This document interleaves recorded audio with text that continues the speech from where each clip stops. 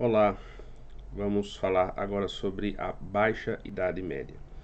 Antes de tudo, a respeito desse termo Idade Média e da sua divisão entre Alta Idade Média e Baixa Idade Média, é preciso que a gente saiba que esse termo foi inventado por volta da época do Iluminismo na França, justamente para fazer uma oposição àquele período anterior. O próprio nome Iluminismo ele quer dizer justamente que aquele é um período de luzes em comparação, em confronto com o período anterior, que seria um período de trevas.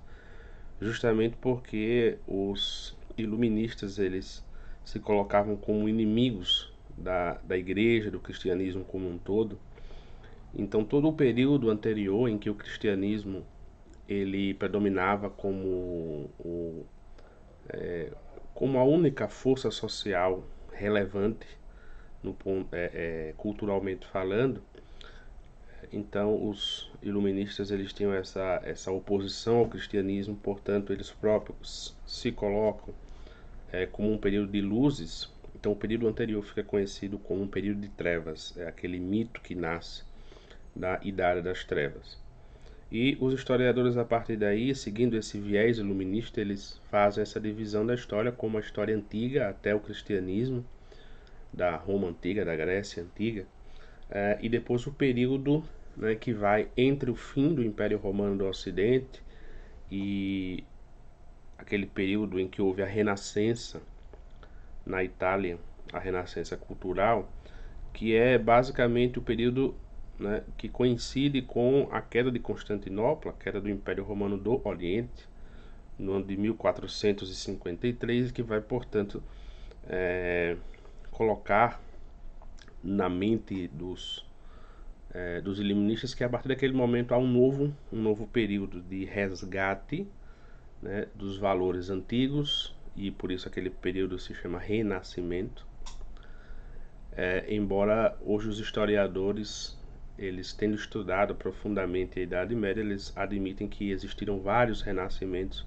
O primeiro deles, como nós falamos na última aula, aquele renascimento da época de Carlos Magno, no qual se inventaram, né, se expandiu as escolas junto às catedrais, aos palácios e aos mosteiros, e que foram os embriões das universidades alguns séculos depois. Então todo esse período entre o fim da antiguidade e o começo do Renascimento ou da modernidade é chamado Idade Média. E alguns historiadores dividem esse período entre Alta Idade Média e Baixa Idade Média. Alguns de linha, há duas linhas aqui, uma linha francesa e uma linha alemã de historiadores, que inverte, dizendo que a Alta Idade Média foi o primeiro período, que vai do século V ao século X aproximadamente, e que o outro período da Baixa Idade Média seria o período subsequente, do século XI ao século XV. E alguns historiadores, né, de outra linha, eles invertem, dizendo que a Baixa Idade Média teria sido o primeiro período e a Alta Idade Média o segundo período. Para nós não importa tanto, o fato é que nós vamos começar a estudar esse segundo período da Idade Média. Esse período da Idade Média ele é marcado pela solidificação do modo de produção feudal. Então, depois das invasões dos últimos povos ditos bárbaros, que foram os vikings, que desceram do norte da Europa, da Escandinávia, para as costas e depois para o interior da França e da Inglaterra, sobretudo, da Alemanha também, aquilo que hoje é a Alemanha. Nós vamos ter, portanto, um período de solidificação, de paz social, à medida em que esses povos vão também sendo cristianizados. E os sucessores de Carlos Magno, daquele chamado Sacro Império Romano Germânico, eles vão começar a dividir os territórios, os terrenos na Europa, de acordo com seus seus seguidores mais próximos, então vão dividir esses territórios em grandes porções de terras, que algumas são chamados condados, e daí você tem o conde, né, que é um título de nobreza, que vai ser o chefe daquele condado. Né? Nós temos as marcas, aí daí vem o marquês, né, os marqueses. Temos os ducados, e aí temos a figura do duque. E então os seus territórios vão ser divididos nessas terras que a gente chamará de feudos, certo? O senhor feudal, tenha ele ou não esses títulos nobiliárquicos, ou seja, conde, duque, marquês, etc. Esses senhores feudais, eles vão ter a função basicamente militar. É um período em que, como nós já falamos, um período que acontece após uma ruralização desse movimento de saída da maioria dos habitantes das cidades para o campo. Portanto, as populações das cidades são muito pequenas durante esse período. Então a vida, né, na Europa, ela acontece ao redor desses feudos, ou dentro desses feudos. E dentro desse feudo, cada senhor feudal, ele tendo uma função militar de ajudar o rei ou o seu senhor feudal que esteja acima, ele vai ter, portanto, uma função de chefe, efetivamente, daquela região. Então ele vai fazer os julgamentos dos casos que houverem, né? Nós vamos ter uma descentralização do direito. Então cada condado, cada marca, cada ducado, né? Cada região, cada feudo pode ter uma lei diferente. Às vezes pode ter moedas diferentes, né? Então o comércio fica muito prejudicado porque você não tem uma unidade monetária. Em cada lugar em que você vai comerciar, você vai ter padrões diferentes, às vezes, né? E moedas diferentes. Isso dificulta o comércio. Então é um período em que, no início, o comércio não se desenvolve. Só a partir do século XII é que nós temos a volta de um desenvolvimento comercial, porque começa a haver aos poucos um movimento de êxodo rural. Então as pessoas começam aos poucos a sair dos feudos, né, em direção às cidades. E aí as feiras que funcionam, né, na região perto das portas das cidades. As cidades, lembrem, naqueles tempos as cidades eram muradas para a proteção dos habitantes da cidade contra os perigos dos exércitos estrangeiros ou dos senhores feudais vizinhos que fossem inimigos. Então, ao redor das portas das cidades se desenvolvia o comércio. Então havia a figura dos comerciantes que viajavam de cidade em cidade, em feira, para comercializar os produtos que eles adquiriam. E isso vai acontecer um pouco na metade desse período da Idade Média, e vai aumentar até nós termos o desenvolvimento de um capitalismo inicial. Pois bem, mas no sistema feudal nós temos o regime, tanto o regime de servidão quanto o regime de vassalagem. São esses dois regimes que atuam na sociedade daquela época, na Europa.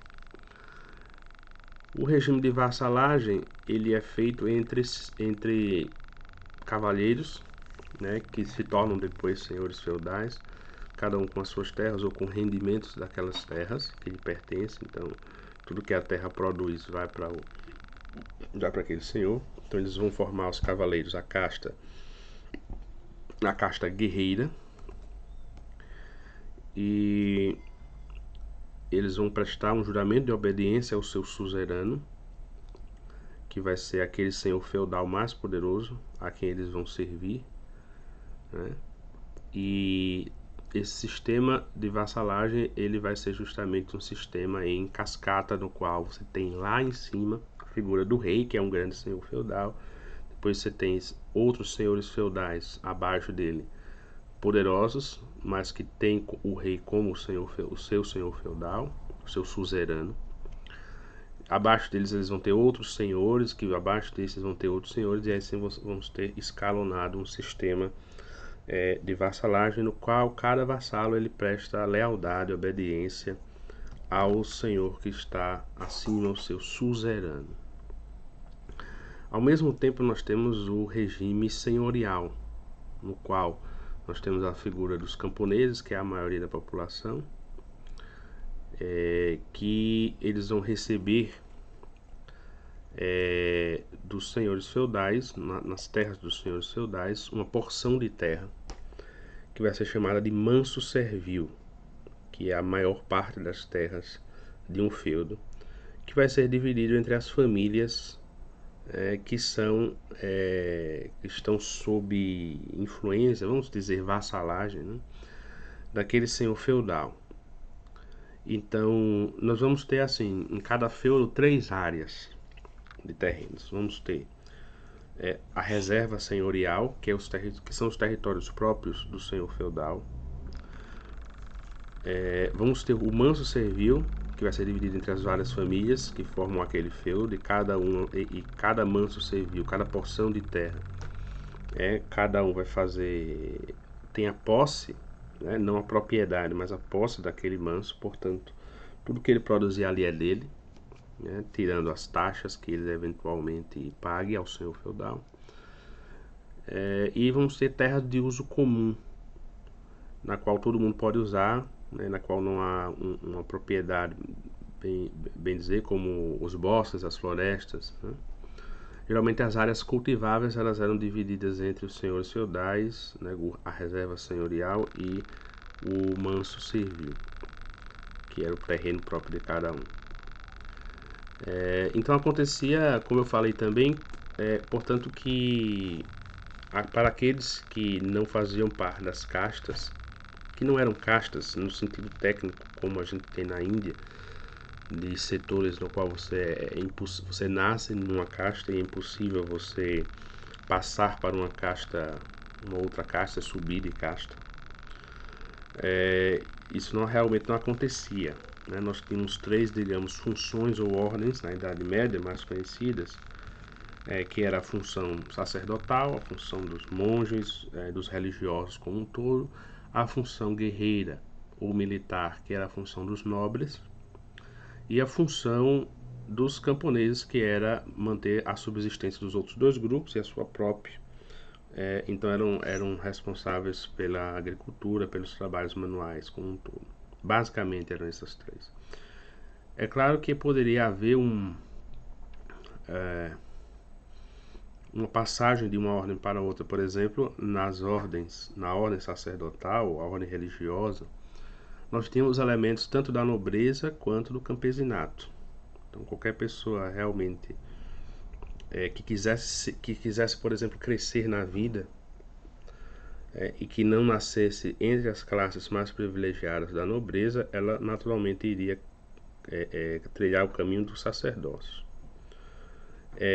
O que individualmente é uma oportunidade de crescimento na vida, mas que coletivamente é ruim, né? E para a igreja como um todo é ruim, porque justamente você acaba atraindo, isso acontece até hoje, infelizmente, muitos elementos que realmente não têm vocação, mas enxergam ali digamos, carreira sacerdotal, um meio de vida, um meio de subsistência, um meio de crescer. Então é uma coisa, infelizmente, muito comum a gente encontrar nas pessoas, né, dentro da igreja, inclusive nos sacerdotes, bispos, essa mentalidade de uma carreira eclesiástica, né, no qual você cresce, você adquire poder para subir, para ter mais influência. Isso é uma coisa altamente perniciosa, porque justamente perverte a vocação, que deve ser um chamado de Deus para fazer a sua vontade, independentemente de você querer altos cargos ou não. Mas então havia essa possibilidade de mobilidade social, né, na Idade Média. Então, bem, à medida que o tempo vai passando no começo dessa Baixa Idade Média, né, a partir do século XI, né, com o tempo a gente vai ter também, né, o surgimento de ordens religiosas. Nós temos, por exemplo, o surgimento dos cavaleiros, né, do templo, os templários, que era uma ordem religiosa que, ao mesmo tempo que tinha as suas características religiosas dos votos, né, de pobreza, obediência e castidade, eles eram também uma classe guerreira que era responsável por proteger os peregrinos que iam da Europa à Terra Santa para peregrinar. Isso nos leva a outro assunto que é muito afeito a essa época, que são as cruzadas. Então, nós sabemos que alguns séculos antes, 3 séculos antes, os muçulmanos eles tinham conquistado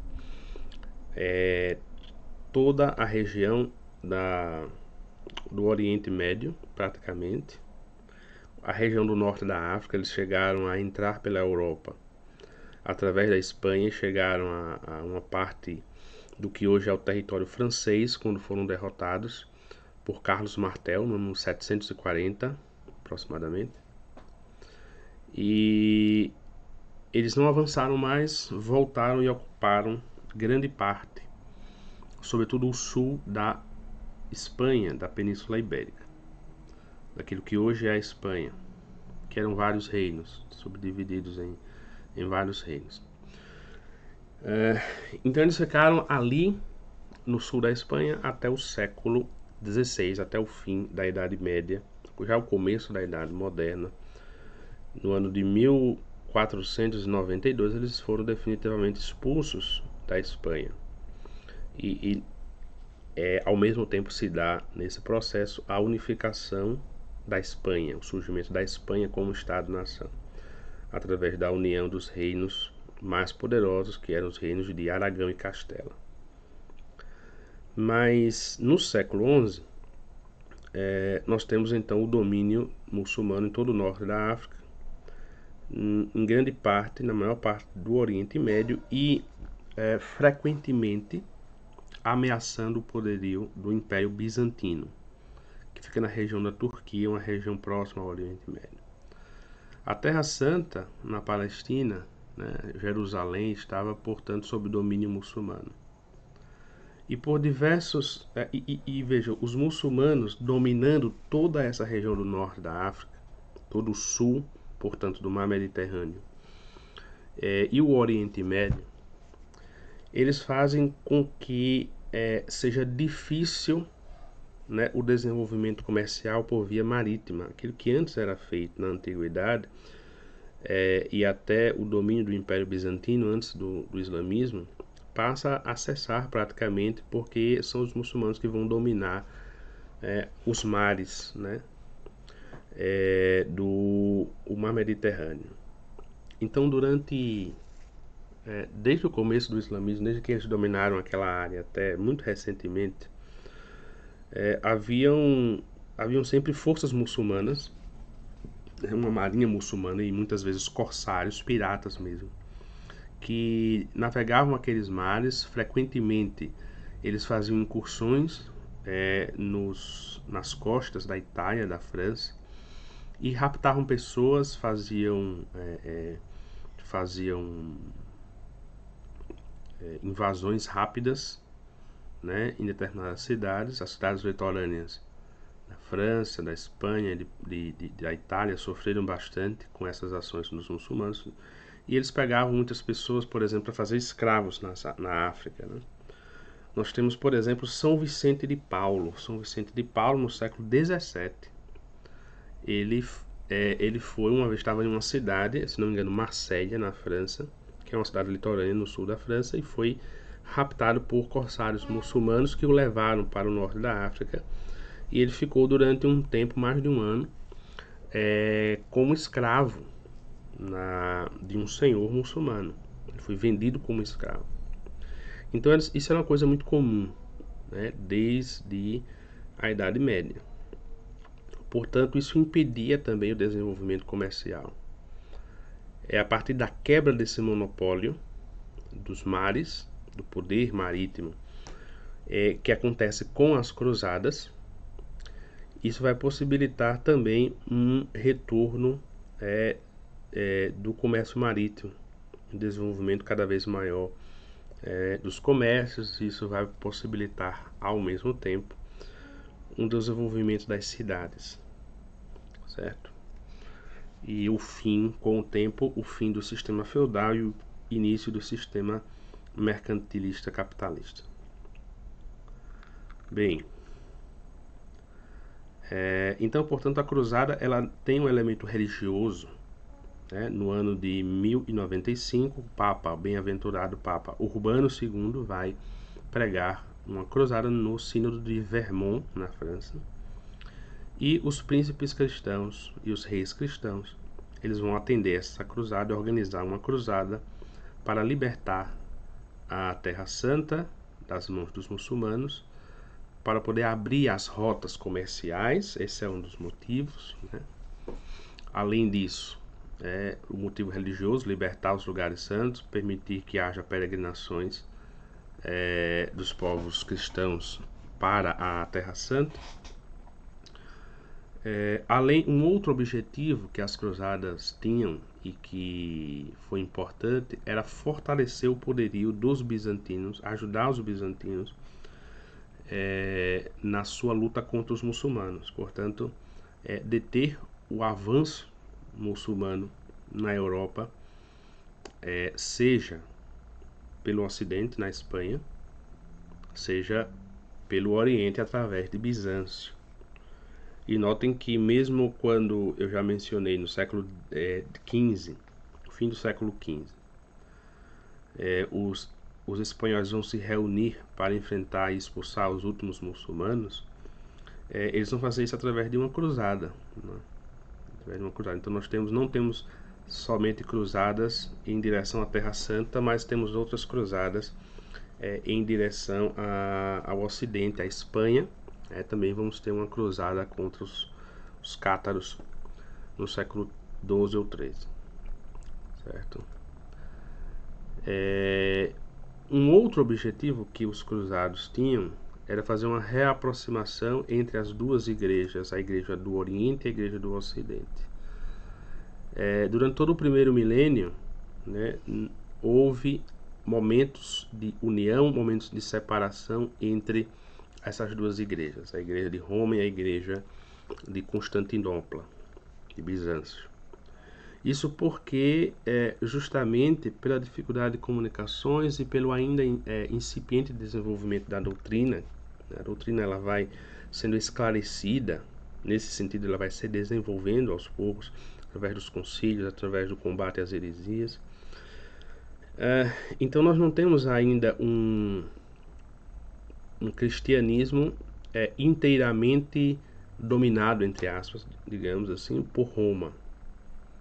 Então Roma, durante todo o primeiro milênio, ela é uma diocese, né, importante, que vai adquirindo cada vez mais importância, cada vez mais proeminência em relação às suas irmãs ao seu redor, na Península Itálica, depois ao Ocidente. Então ela vai expandindo o seu prestígio e o seu poder de exercer a influência, né, nas igrejas ocidentais, na Espanha, na Gália, na Inglaterra, a Britânia, que é território romano no começo, e no norte da África também, que fica ali bem próximo da Itália, é uma região mais próxima no mar Mediterrâneo, até o Egito. O Egito também tem uma ligação maior com os romanos do que com os bizantinos. Mas todas as igrejas na região da Grécia, na região da Turquia, que naquela época era a Ásia Menor, as regiões do Oriente Médio, todas essas igrejas ficaram mais sob influência do patriarcado da igreja de Bizâncio, de Constantinopla. Então havia uma maior independência das igrejas.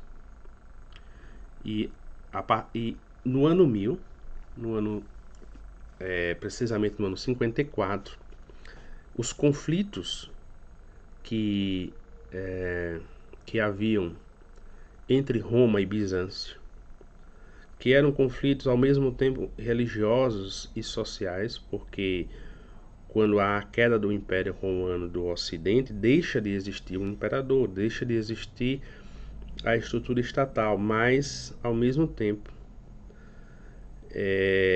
muitas das funções que eram exercidas pelo Estado, elas passam a ser exercidas pela Igreja. Então a figura do Papa, ela se torna muito importante, né? É mais ou menos nessa época que vão surgir, por exemplo, os estados pontifícios, que eram os estados controlados diretamente pelo Papa, Roma e os seus arredores. Então, e lá no Oriente nós temos a figura do Basileu, do imperador do Império Bizantino, se considerava também herdeiro do Império Romano. Então havia frequentemente conflitos sociais pela preponderância política, pela influência sobre as outras regiões cristãs e depois sobre o domínio muçulmano, que se tornaram depois domínio muçulmano. E conflitos religiosos também, das duas tradições, latina e grega, que culminaram no ano de 1054 com a excomunhão mútua, o chamado Cisma do Oriente. Esse Cisma do Oriente fez com que os representantes papais excomungassem o patriarca de Constantinopla, que ao mesmo tempo excomungou o Papa, certo? No ano de 1054, e as relações foram cortadas entre essas duas igrejas.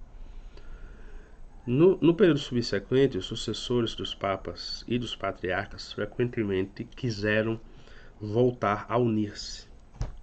No entanto, as feridas desse cisma, que claro não aconteceram de uma hora para outra, mas foram plantadas no decorrer de séculos, elas foram muito, muito difíceis de se resolver e até hoje não se resolveram. Nós temos ainda hoje as igrejas que estão em comunhão com Roma, na Igreja Católica, e nós temos que a gente chama de Igreja Ortodoxa, reunidas, né, sobre duas igrejas. A primeira, Constantinopla, que continua, né, tendo algum prestígio, e mais recentemente, sobretudo depois do século XVI, até os dias de hoje, nós temos a ortodoxia russa, né, o Patriarcado de Moscou. Mas naquela época não existia ainda Moscou, né, nessa época do cisma, então nós estamos falando de Roma e Constantinopla. Nos anos seguintes, nos séculos seguintes, frequentemente havia uma tentativa de união entre as duas igrejas, a igreja ocidental e a igreja oriental. Se você olhar na história, você vai observar que praticamente todo Papa, desde o século XI, todo Papa tinha como um dos objetivos do seu pontificado, todo novo Papa tinha como um dos objetivos do seu pontificado a reunião da igreja, né, com a igreja oriental. E isso às vezes, e eles conseguiam às vezes algum sucesso nisso, né, embora efêmero, porque havia muita oposição também das duas partes. Porque frequentemente Roma queria fazer uma união, mas na qual ela se sobressaísse como principal igreja, né? Enquanto que Constantinopla não aceitava esses termos, ela queria que fosse uma reunião na qual as duas tivessem influências semelhantes. É a partir, portanto, do Papa São Gregório VII, Papa reformador do século XI, de 1073, que nós vamos ter um caminho da igreja em direção a uma estrutura monárquica, né? Então, São Gregório VII ele vai, de certa forma, fazer uma centralização política, né? Uma centralização do poder religioso e às vezes civil nas mãos do Papa. Então, a partir desse momento, nós temos essa estrutura mais mas como nós temos nos dias de hoje, da igreja mais como uma monarquia, o Papa como um rei, certo?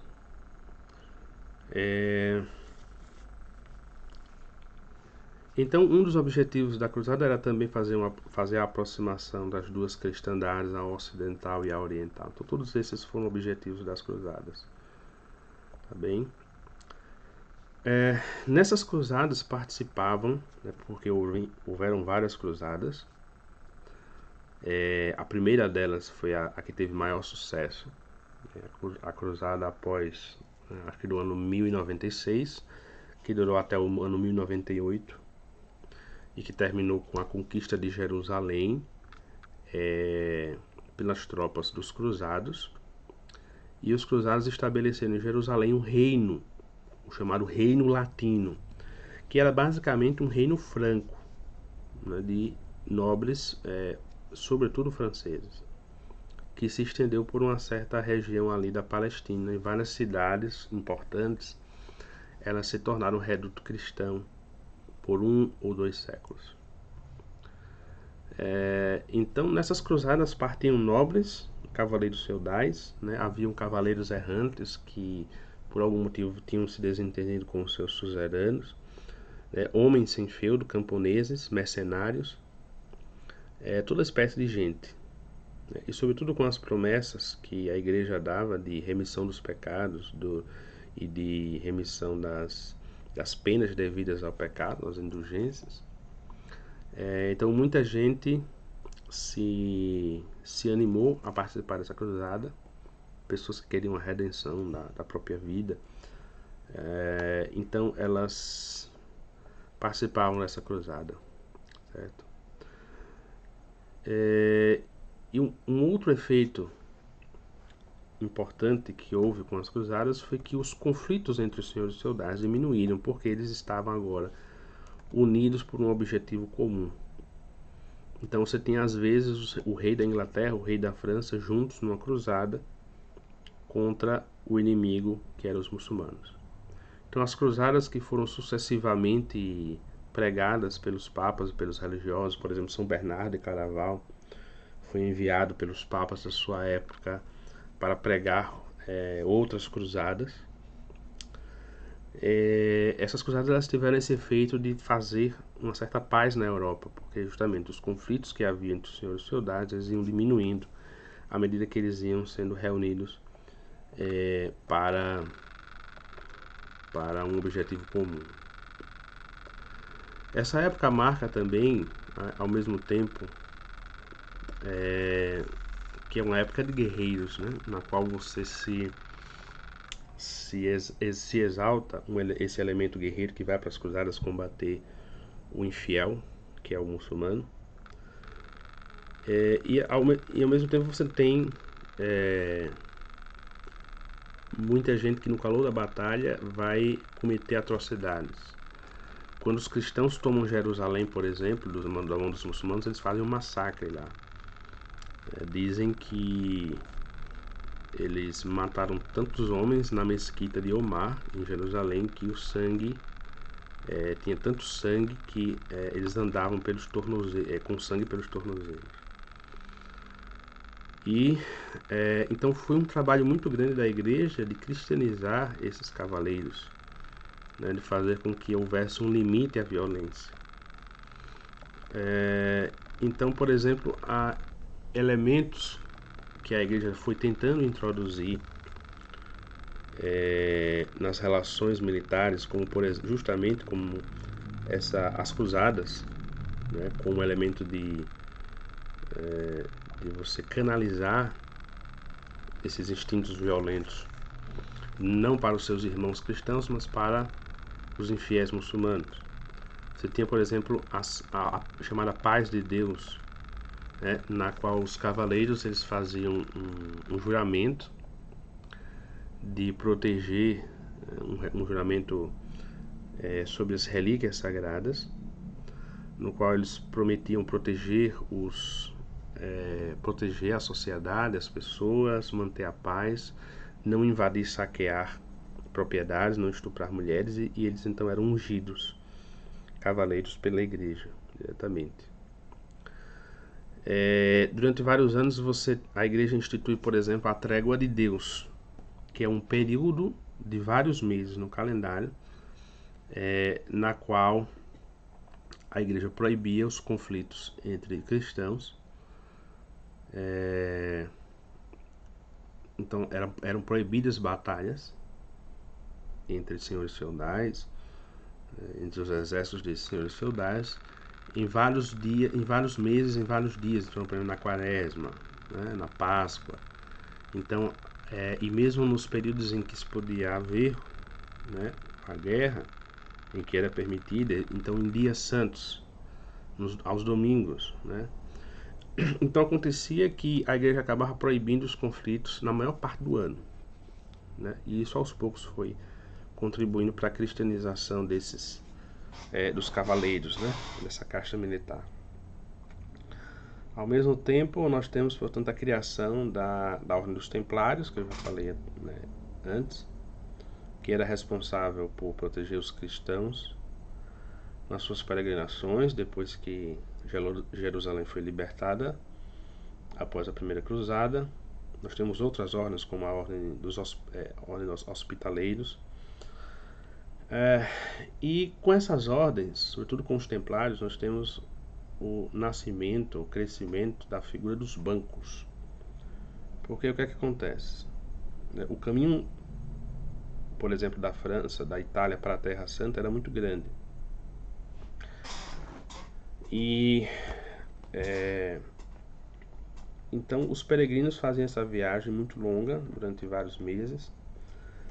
E havia muitos perigos nas estradas, saqueadores, né? Não havia presença do Estado, não havia polícia, por exemplo, para impedir isso.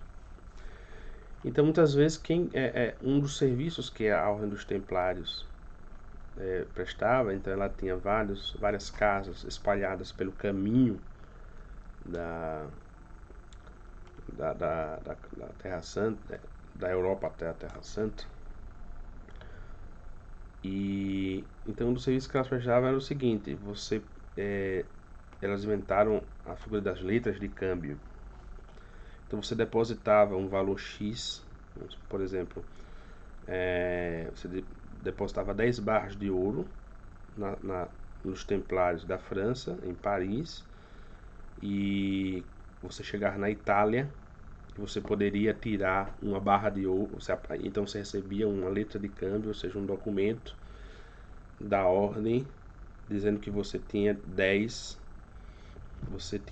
barras de ouro. E você podia tirar uma, por exemplo, na Itália, a caminho para pagar os gastos da viagem, e chegava depois em Constantinopla, você tirava mais uma barra para gastar a sua, né? E chegar na Terra Santa, você também poderia tirar o seu recurso, o seu dinheiro, nessas casas da ordem, que funcionavam, portanto, como bancos, né? Então os bancos eles surgem dessa prática, né? E é por isso que a Ordem dos Templários, sendo, portanto, depositária de vários valores dos peregrinos, ela vai se tornar rica, né? Porque ela vai ter recursos, e esses recursos vão ser invejados, né? E depois tomados por vários reis. Por exemplo, acontece na Espanha, que o rei Filipe IV o Belo vai se interessar por esses bens e vai tomar os bens da ordem, acusar os membros da ordem de heresia, e vai tomar os bens da ordem, né? Justamente porque a ordem ele precisava de recursos lá, e vai acontecer isso daí, certo? Então temos aí também esse desenvolvimento bancário, né? Que é importante nesse período, certo? Que poderia mais dizer? Nós temos também nessa época o surgimento das heresias. Sobretudo uma heresia importante que nasce justamente nessa época, no século XI, XII, que é a heresia dos cátaros, né? O nome cátaros significa puro, né? Daí vem Catarina. O nome Catarina significa aquela que é pura. Então os cátaros eram também chamados de albigenses, porque uma das cidades nas quais eles mais floresceram foi a cidade de Albi, na Itália, se não me engano. Então os cátaros ou albigenses eles eram uma heresia, né, de origem maniqueísta. Portanto, eles tinham que, na verdade, eles eram menos uma heresia cristã do que uma religião pagã sob uma capa cristã. Então, os cátaros eles acreditavam que haviam dois princípios, um bom e um mal, né? E o Deus bíblico era o princípio bom, mas ele era um princípio especificamente espiritual. Então, eles identificavam as coisas espirituais como boas e as coisas materiais como ruins. Então, tudo que fosse material era ruim, né? Então, eles pregavam uma vida austera, de pobreza. Eles eram contra as relações sexuais, porque você vai ter o elemento ali da carne, da materialidade. Eles eram contra os sacramentos da igreja, que eram sinais materiais. Eles eram contra o Estado, né? Portanto, contra as leis, contra a obediência aos senhores feudais. Então, era um movimento realmente revolucionário. E a igreja durante muito tempo, ela foi tolerante com os cátaros, né? Até o momento em que houve conflitos sociais, porque eles não só desobedeciam a igreja, mas desobedeciam também as autoridades feudais, os senhores feudais. Então houve uma série de tumultos, de transtornos, de assassinatos, né? Nessa época, as ordens mendicantes elas são criadas, sobretudo os franciscanos e os dominicanos. Inclusive os dominicanos, que são chamados a Ordem dos Pregadores, fundados por São Domingos de Gusmão. Eles são fundados justamente para poderem pregar o evangelho nas regiões onde haviam muitos cátaros, né? O próprio São Bernardo de Claraval, na mesma época, que era monge cisterciense, ele vai fazer várias pregações em regiões dos cátaros para tentar converter de volta aquelas regiões. Até que, a partir do assassinato dos cátaros, os cátaros assassinam um representante papal naquela região, e os príncipes cristãos e a igreja se reúnem para lançar uma cruzada contra os cátaros, né? No sentido de enfrentar essa heresia. No final eles conseguem, realmente há excessos militares, mas a questão da heresia cátara, ela não é simplesmente uma questão religiosa, é uma questão também política e social, né? Porque os cátaros eles se dividiam em dois grupos: o grupo dos perfeitos, que eram os líderes, que praticavam todos esses atos de jejum, de abstinência, né, de desprezo pelo corpo. Eles proibiam o matrimônio, enquanto que a maioria das pessoas mais simples elas eram numa outra casta, a quem era tolerado essas coisas, então podiam casar, etc, ter filhos, bens, etc. Mas, por exemplo,